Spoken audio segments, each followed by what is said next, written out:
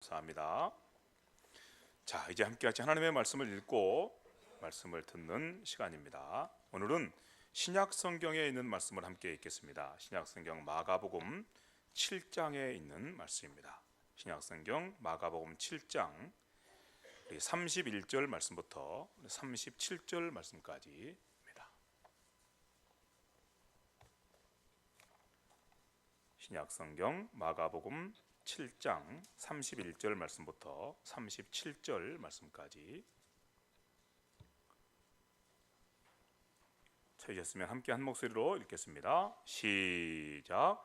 예수께서 다시 두로 지방에서 나와 시돈을 지나고 데가볼리 지방을 통과하여 갈릴리 호수에 이르시매 사람들이 귀먹고 말 더듬는 자를 데리고 예수께 나와 안수하여 주시기를 간구하거늘 예수께서 그 사람을 따로 데리고 무리를 떠나사 손가락을 그의 양 귀에 넣고 침을 뱉어 그의 혀에 손을 대시며 하늘을 우러러 탄식하시며 그에게 이르시되 에바다 하시니 이는 열리라는 뜻이라.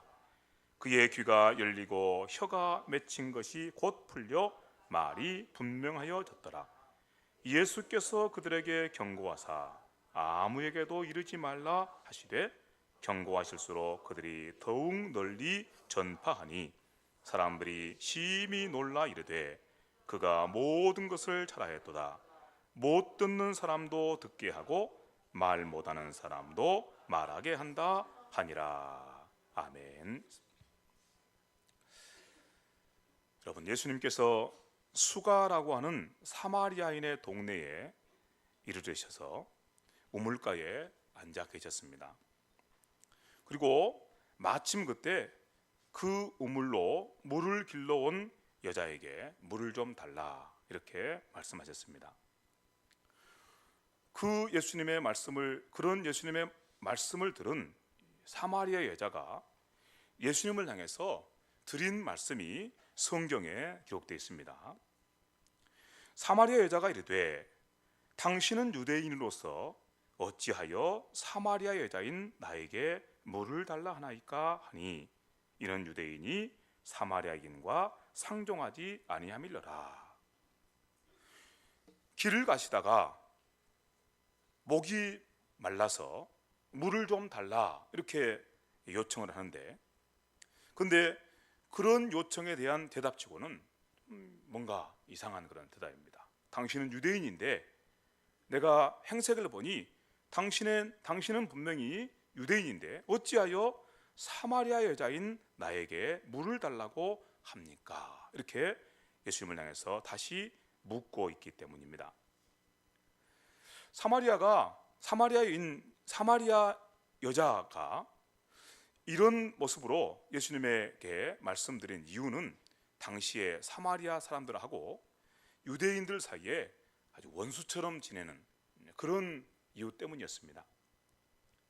사마리아 사람들과 유대인들은 함께 앉아서 식사를 하는 것뿐만 아니고 물도 함께 섞어서 마시지를 않았던 것입니다. 심지어 얼굴도 쳐다보기를 싫어했습니다. 혹시 가다가 사마리아 사람들이 유대인을 만나면 정말 싫어하게 되고, 또 유대인들이 사마리아 사람들을 만나게 되면 너무너무 싫어했습니다.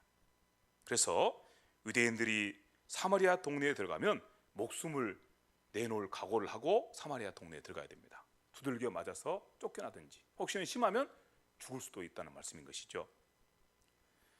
사마리아 사람들도 마찬가지였겠죠. 이런 관계 속에 있었기 때문에 유대인들이 저 북쪽에 있는 갈릴리 지방으로 가려면 반드시 사마리아 동네를 지나가야 되는데 유대인들은 사마리아 동네를 지나가기를 거절했습니다. 방금 우리가 함께 나눈 그런 이유 때문이었습니다. 그래서 사마리아 지방을 통과하지 않고 멀리 돌아서 그렇게 북쪽으로 간 것입니다.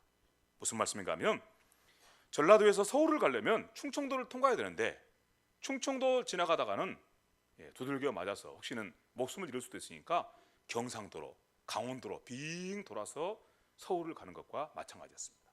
그만큼 사마리아 사람들과 유대인들은 서로 사이가 좋지 않았습니다.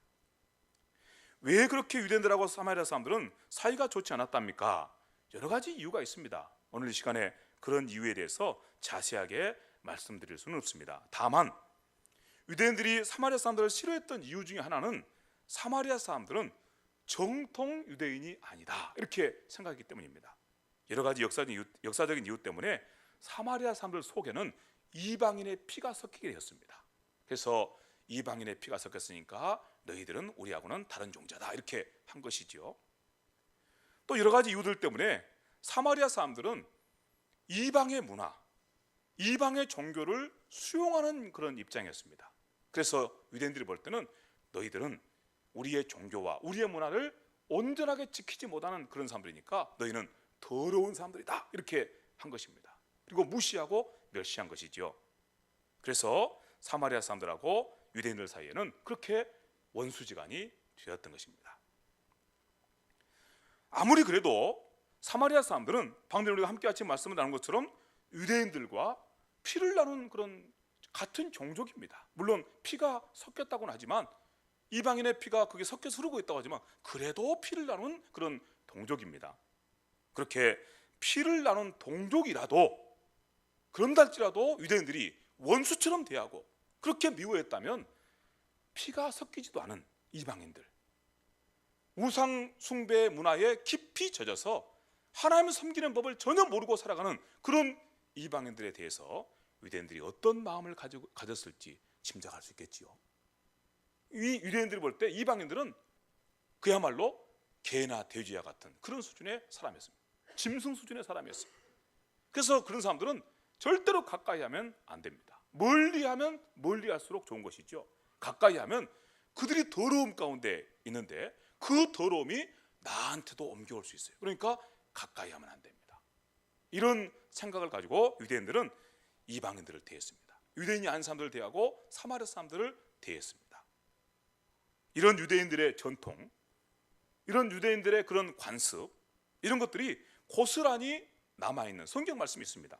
여기 제가 한번 성경 말씀 읽어드리겠는데, 사도행전에 보면은 이런 말씀이 있습니다. 사도행 11장에 나오는 말씀인데, 베드로가 예루살렘에 올라갔을 때에 할례자 곧 유대인들이 비난하여 이르되 내가 무할례자 곧 이방인의 집에 들어가서 함께 먹었도다 하면서 베드로를 비난합니다. 베드로를 책망합니다.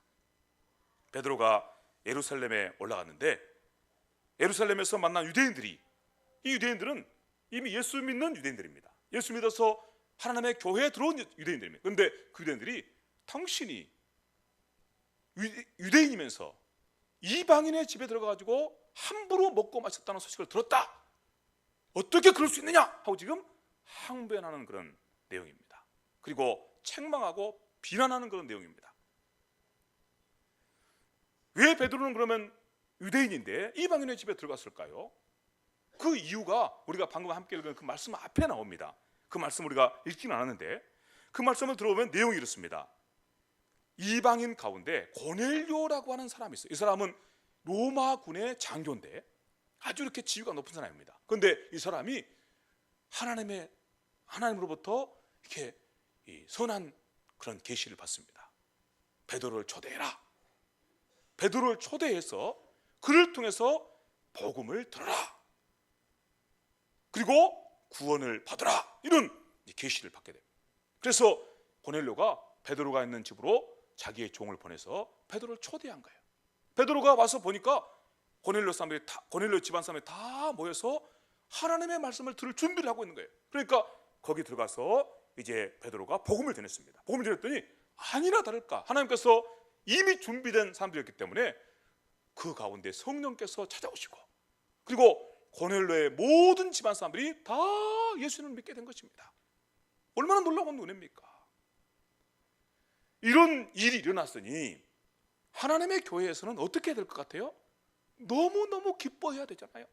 야, 감사하다. 어떻게 하나님께서 이방인에게도 이렇게 구원의 은혜를 베푸시는가 하면서 감사하고 감격하고, 그 일을 행한 베드로를 향해서 당신이 이런 일을 행했으니 참으로 잘하였습니다. 얼마나 귀한 일입니까? 이렇게 해야 될까? 이렇게 해야 마땅하지 않겠습니까? 오늘날 우리 교회에 우리 교회 가지고 있는 그런 생각대로라면 당연히 그래야 맺겠죠. 그런데 그렇게 하지 않은 거예요. 당시에 예루살렘 교회는 유대인들이 중심이 되는 교회였는데 이 예루살렘 교회가 그 소식을 들은 것입니다. 아니, 어떻게 해서 유대인으로서 이방인한테 가서 복음을 전할 수 있어? 말도 안 되지. 이런 반응이 나온 것입니다. 하나님께서 이루신 그 구원하심에 대해서 감사하고 감격하고, 그리고 고넬료의 집안을 교회로 받아들이려고 하기는커녕 그 일을 행한 베드로를 향해서 칭찬과 격려를 하기는커녕 오히려 그 일을 행한 바울을 향해서 비난하고, 그리고 욕지거리를 하면서 그러면서 당신이 이런 짓을 하면 되냐, 이렇게 반응이 나왔던 것입니다. 얼마나 신기한 일입니까?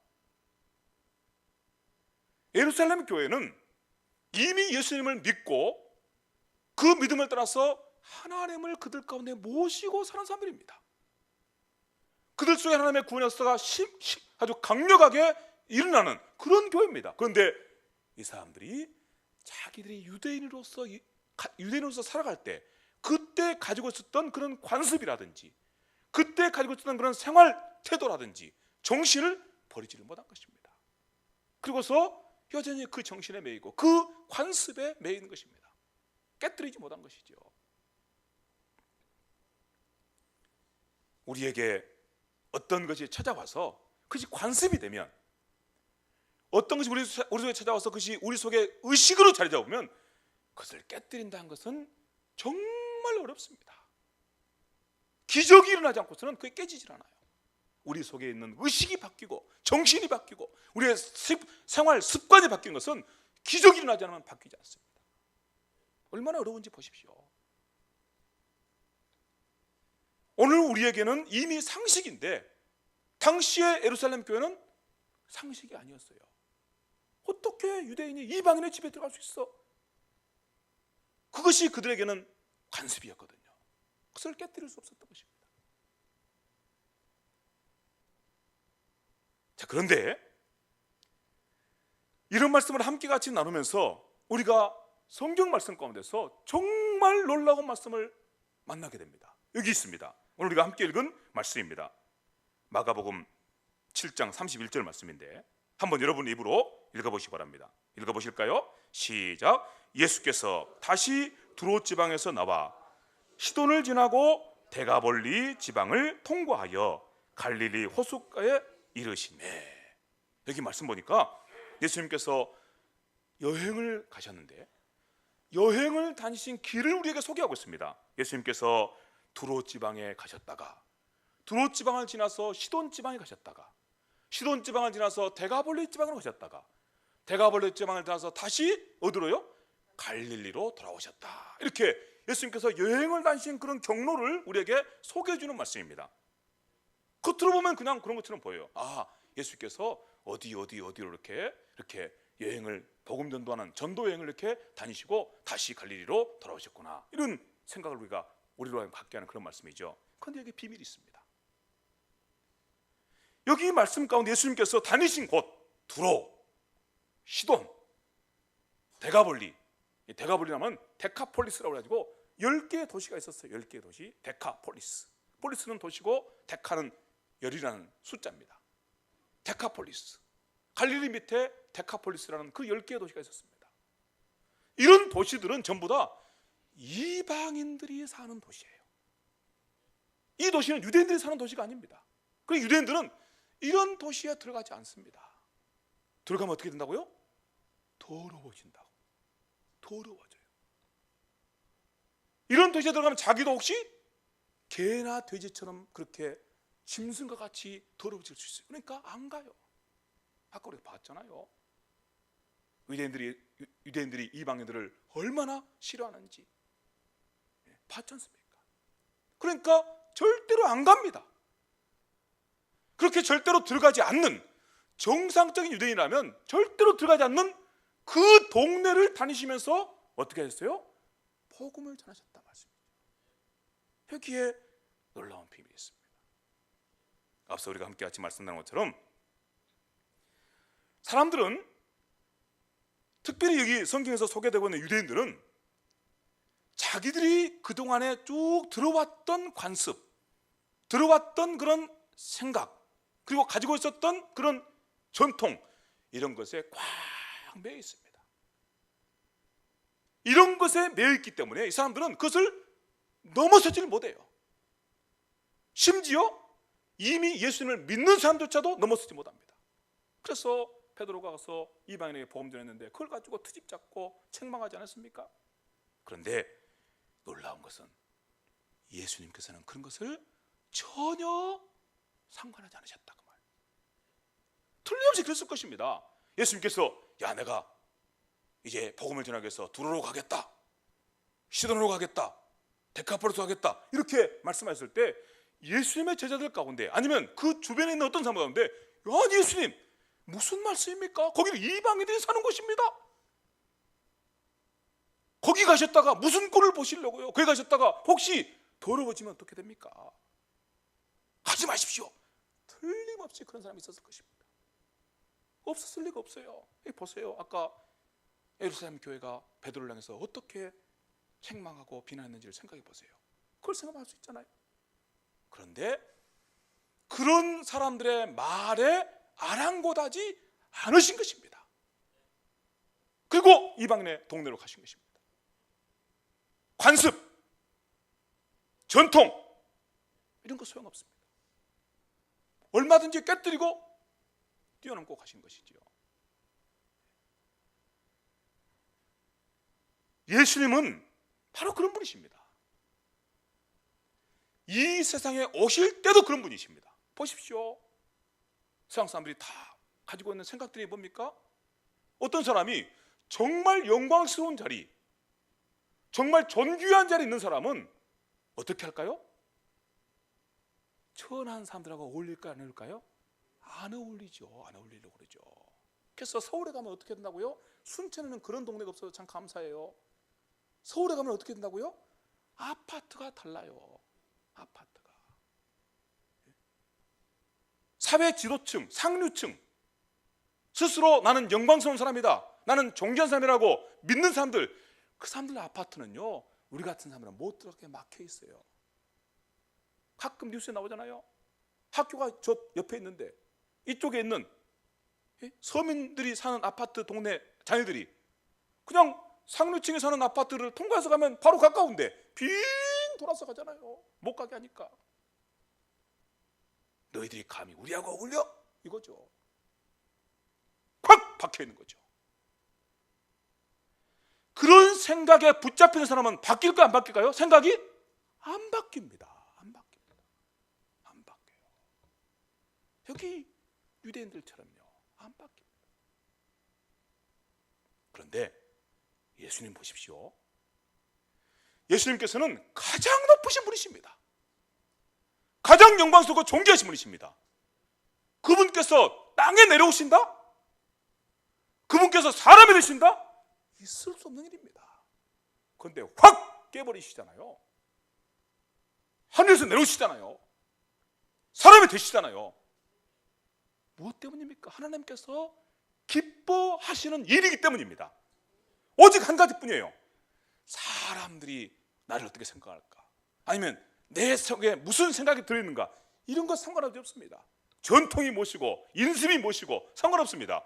하나님께서 기뻐하시면 그 어떤 것도 깨버리신 것입니다.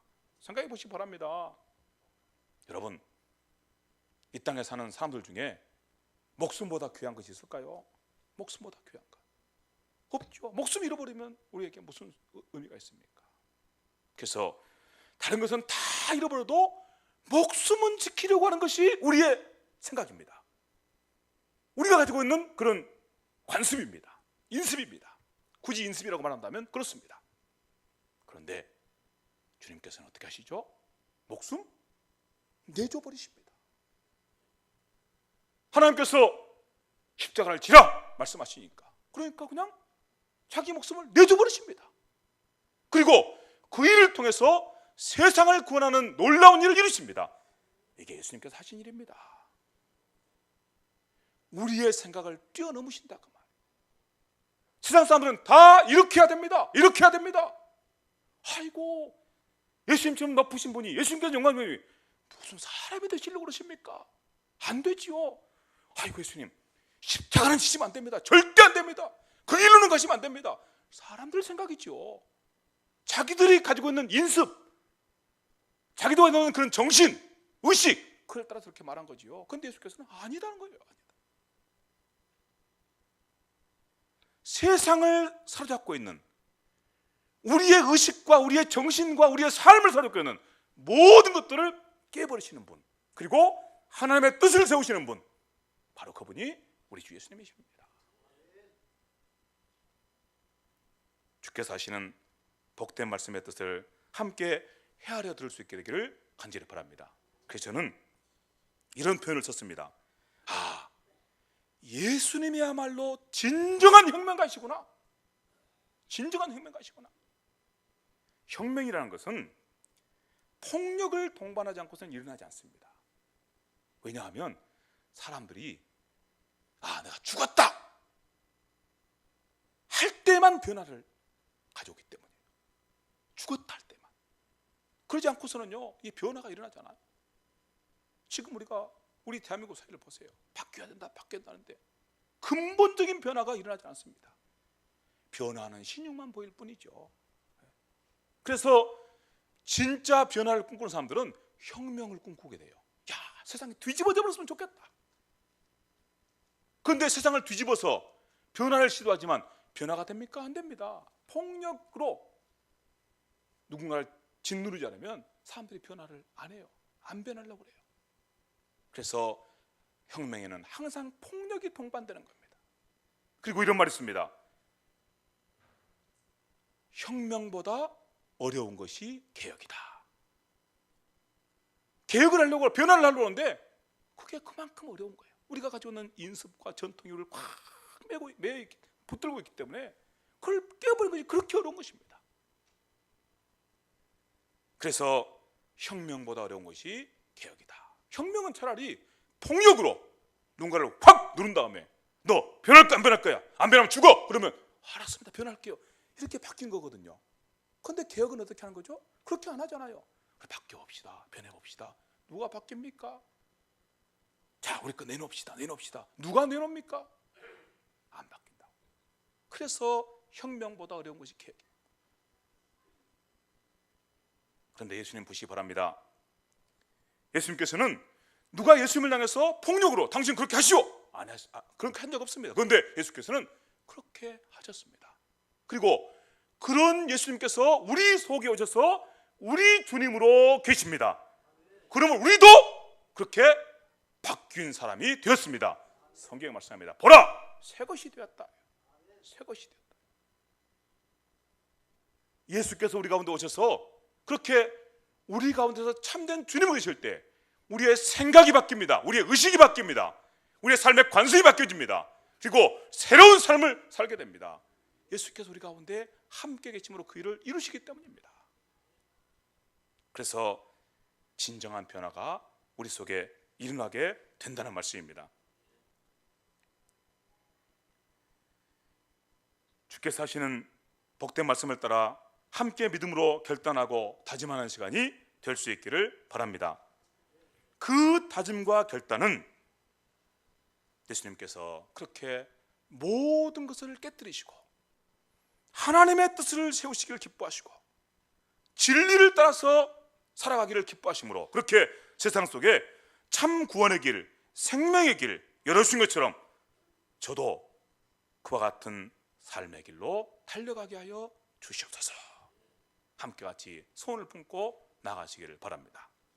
그런데 일이 참 어려워요. 그래서 이렇게 말씀합니다. 히브리서를 보니까 이런 말씀이 있습니다. 12장 4절 말씀인데 너희가 죄와 싸우되 아직 피 흘리기까지는 싸우지 않았다고 말씀합니다. 여러분, 우리가 죄와 싸우되 피 흘리기까지, 사도 바울은 이렇게 말씀하면 나는 날마다 죽노라. 나는 날마다 죽노라. 여러분들이 그동안에 가지고 있었던 생각이나 정신이나 인습이나 전통이나 이런 것에 매여서 인생은 이렇게 사는 거야, 이렇게 살아야 맞지, 이런 생각 가지고 있는 여러분 자신을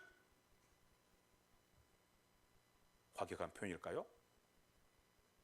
죽여버리시기 바랍니다. 죽이세요. 그런 사람을 죽이세요. 성경은 말씀합니다. 옛 사람을 죽이라. 그리고 새 사람으로 살라고 말씀하십니다. 내가 생각할 때 나는 이렇게 사는 것이 바른데요, 이거 좋은데요, 아니라는 것입니다. 그런 것 말고 전혀 새로운 삶이 있다는 것입니다. 예수께서 우리에게 그 삶을 보여주셨습니다. 그러므로 너희가 생각할 때 이렇게 사는 것이 좋습니다, 이렇게 사는 것이 옳습니다, 그렇게 생각하는 것들 내려놓고 죽이라고 말씀하십니다. 참 우리가 어떤 분들을 향해서 이렇게 말씀할 때가 있습니다. 참 그 사람 똥꼬집 아주 얼마나 고집이 센지, 아무 쓸데없는 일에 그렇게 고집을 부려서 똥꼬집. 혹시 저와 여러분들이 그런 사람은 아닐까요? 이미 하나님께서 구원해 주셨는데, 그래서 유대인에게도 구원이, 이방인에게도 구원이, 주님께서 수도 없이 말씀하시면서 몸소 보여주기까지 하셨는데 여전히 이방인들은 안 돼. 나는 유대인이니까 이방인들과 함께 같이 할 수 없어. 이런 생각 가지고 살아갔던 유대인들처럼 우리도 그렇게 고집스럽게 우리 자리를 지켜가려고 하고 있지는 않습니까? 고집스럽게 내 생각에 붙들려가지고 내가 그동안에 살아왔던 그런 쓸데없는 인습의 전통에 붙들려가지고 그게 깨어져야, 그것을 내려놓을 수 있어야 우리 가운데 진짜 새로운 사람의, 새로운 피조물의 삶의 역사가 충만하게 이루어지게 될 것입니다. 여러분, 주께서 말씀하신 대로 날마다 죽으시기 바랍니다. 무슨 어디에 대해서 죽으시라고요? 고집 부리는 나. 하나님께서 말씀하시면서 분명히 우리에게 보여주시는 그 길이 우리 앞에 보여도 그 길로 안 가려고 끝까지 발버둥치는 나 죽이시기 바랍니다. 날마다 죽이세요. 그리고 그렇게 살아가는 우리의 모습 가운데 하나님께서 원하시는 영광스러운 삶이 기대된다는 사실을 기억하시기를 바랍니다. 예수께서 이렇게 복음 전도 여행을 마치시고 갈릴리로 돌아오셨을 때 곳에 한 사람이 있었습니다. 눈 멀고 귀 먼 사람, 귀가 멀어서 말을 하지 못하는 사람, 그 사람이 있었습니다. 성경에서 이런 사람들이 등장하는 것은 사람들의 영적인 형편을 우리에게 보여주기 위해서예요.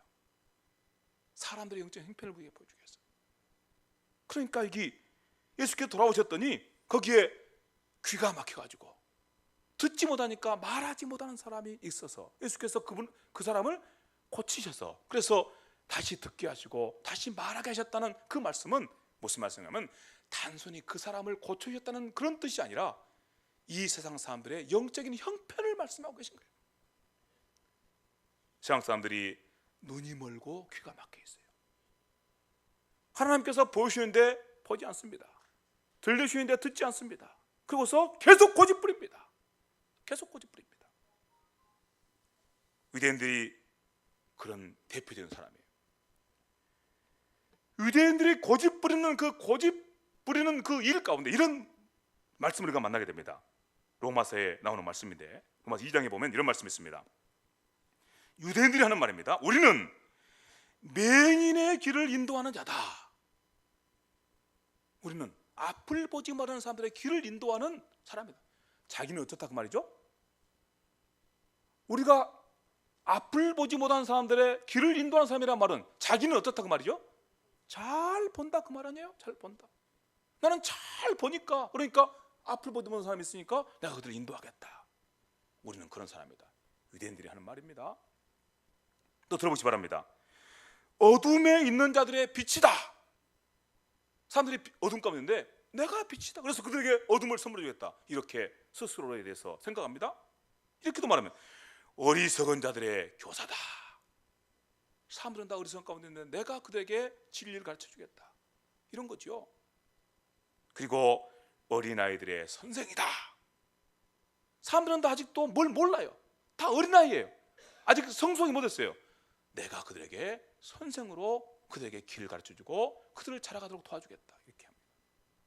그런데 놀라운 사실이 하나 있습니다. 성경이 말씀하는 말씀입니다. 사실은 진짜로는 누가 앞을 보지 못한 사람이죠?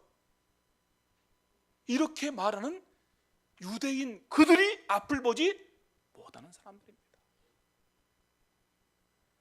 하나님의 구원의 역사가 그렇게 힘있게 임하였는데 이미 교회가 시작됐는데 유대인뿐만 아니라 이방인들에게도 그리고 온 세상 땅끝에 있는 모든 사람들 다 이 믿음으로 구원받아야 되는데 그들은 여전히 누구를 가리고 있어요?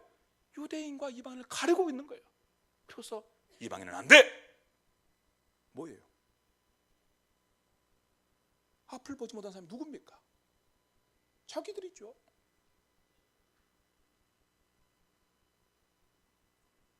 자기들이 빛이라고 하는데 자기들이 어둠 가운데 있는 거죠. 자기들이 선생이라고 말하는데 자기들이 어리석음 가운데 있는 거죠. 자기들이 교훈받아야 될 사람들이죠. 그런데 이 사람들의 문제는 뭐예요? 자기들은 이미 본다. 이미 우리는 진리를 가져서 선생이다. 이미 우리는 빛 가운데 있다. 착각하고 있는 것입니다. 이게 사람들의 문제예요. 자기들이 보지 못한다는 사실을 알고 있으면 어떻게 할까요? 보려고 하겠죠. 보려고 하겠죠. 눈을 뜨고 싶겠죠. 듣지 못한 줄 안다면 들으려고 하겠죠. 고침받으려고 하겠죠. 이 사람은 고침받을 생각이 없어요. 이미 보고 있으니까. 이미 듣고 있으니까. 그런데 실제로는 보지 못해요. 실제로는 듣지 못해요. 실제로는 어리석은 자예요. 얼마나 심각한 문제입니까? 이게 유대인들의 문제라.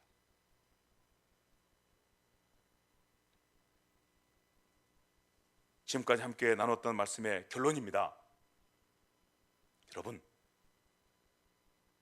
우리 인생의 참된 문제를 다시 한번 분명하게 보실 수 있게 되기를 바랍니다. 우리가 어떤 생각, 그것이 우리 속에 들어와서 의식으로 자리 잡고, 어떤 습관, 그것이 우리 속에 들어와서 전통으로 자리 잡고, 인습으로 관습으로 자리 잡고, 아, 이렇게 사는 거야, 이렇게 하는 거야, 그렇죠? 이렇게 하는 거야. 세상이 속도 있게 뭔가 변화가 오는데 이럴 때는 이렇게 해야 돼, 이럴 때는 저렇게 해야 돼. 참 귀한 그런 정신이고 그런 생각들입니다. 그렇지만 문제는, 진짜 문제는 이럴 때는 이렇게 변해야 돼, 이럴 때는 이렇게 살아야 돼. 누가 그걸 정해주냐 그 말이에요. 누가 그걸 정해주냐. 굳어진 자기의 의식으로, 자기의 습관으로 여전히 그 자리에서 그렇게 판단하고 그 길로 가고 있다면 그에게는 소망이 없다 그 말씀입니다. 소망이 없어요. 하나님의 말씀을 받고 하나님께서 말씀하신 말씀을 따라서 이 방향으로 가야 되겠구나, 이렇게 바뀌어야 되겠구나. 이게 성도들입니다. 그래서 주님께서 그런 인생들 향해서 은혜로우신 말씀으로 들려주십니다. 에바다, 열려라, 열려라. 너희의 눈을 열어서 보라. 그죠? 보라. 그죠? 너희가 그동안에 매여 있던 그것에 매여가지고 보지 못하는 자가 되지 말고, 듣지 못하는 자가 되지 말고, 그리고 똥꼬집 부리는 자가 되지 말고 보라 것입니다. 들으라 것입니다. 보고 듣고 말하라 것입니다. 그래서 에바다 그렇게 말씀하신 거예요. 이 말씀을 하나님께서 주시는 은혜의 말씀으로, 생명의 말씀으로 들을 수 있는 사람이, 그 사람이 구원의 길로 갑니다. 생명의 길로 갑니다. 그리고 약속하신 풍성한 삶의 길로 달려갑니다. 여러분, 주님으로부터 이 말씀을 들으셨는지요? 에바다, 열려라. 주님으로부터 이 은혜로운 말씀, 이 구원의 말씀을 받으시고 이제 보는 사람이 되셨습니까? 듣는 사람이 되셨습니까? 말씀을 소유하셨습니까? 이제 그러면 그 말을 힘써 말하고 증거하는 사람으로 사시기 바랍니다. 그게 이 땅에 살아가는 성도의 영광스러운 모습입니다. 보신 대로 내 고집 말고, 내 의식 말고, 내 인습 말고, 내가 가지고 있던 전통 말고, 내 고집 말고, 여러분, 주께서 보여주신 대로, 주께서 듣게 해주신 대로 듣고 보고, 그리고 듣고 본 대로 순종하는 길로 나갈 때, 그때 우리 삶에 정말 새로운 삶의 역사가 이루어진다는 것이죠. 그리고 그런 삶을 사는 사람이 이제 일어나서 힘써 그 말을 말할 때, 그때 세상에는 변화가 일어납니다. 주께서 오셔서 행하신 것처럼 우리도 세상 속에서 그런 변화를 일으키는 그런 하나님의 종들로 일할 수가 있게 된다는 말씀입니다. 주께서 주시는 말씀을 마무리해서 정돈하겠습니다. 여러분, 우리 주님께서 우리에게 에바다, 열려라 고 말씀하시는 그 음성을 들으셨습니까? 그 음성을 들으시고 정말 보는 자가 되고 듣는 자가 되셨습니까? 아직 보는 자가 되지 못하고 듣는 자가 되지 못하면 여러분들은 하나님께로부터 열려라 하시는 그 음성을 들으셔야 됩니다. 그래서 보는 자가 되고 듣는 자가 되셔야 됩니다. 이미 보는 자가 되고 듣는 자가 되셨습니까? 날마다 죽으시기 바랍니다. 날마다 죽으세요. 우리의 고집 부리는 나에 대해서 죽으시기 바랍니다. 그리고 믿고 순종하는 길로 나가시기를 바랍니다.